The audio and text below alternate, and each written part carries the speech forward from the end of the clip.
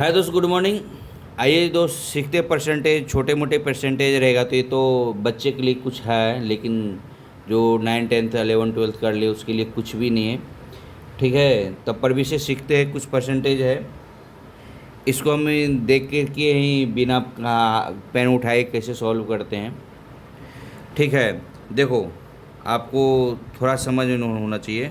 मान लो हम 10% लिखे हैं, 10% लिखे हैं। ठीक है, इसका मतलब क्या होता है? 10 × 1/100।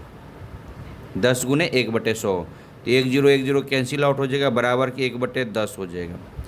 यानी 10% बराबर हम क्या लिखते हैं? 1/10। इतना समझ में आ गया? 10% बराबर क्या लिखते हैं? 1/10 लिखते हैं।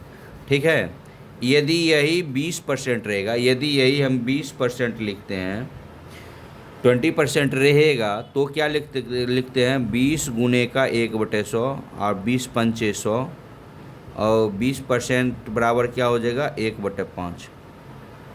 ठीक है, 20% बराबर 1/5 हो जाएगा।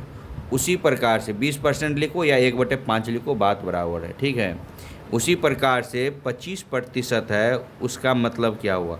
उसी प्रकार से 25% है, 25% है, इसका मतलब क्या होगा? 25 × 1/100, 25 चौके 100। 25% लिखो या 1/4 लिखो, बात क्या है? बराबर है। 25% लिखो या 1/4 लिखो, बात क्या है? बराबर है। दोनों में से कुछ एक लिख लो, आपका आंसर सेम रहेगा। ठीक है, तो ये आपका रहा इतना।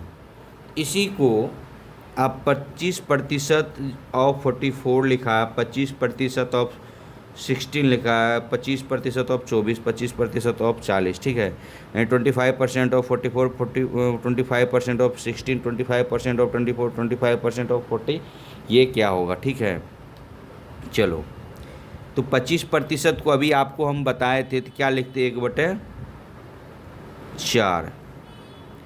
25% को क्या लिखते हैं? 1/4 लिखते हैं। उसी को गुना कर देना, ऑफ का मतलब गुना होता है 44, तो क्या होगा? 11।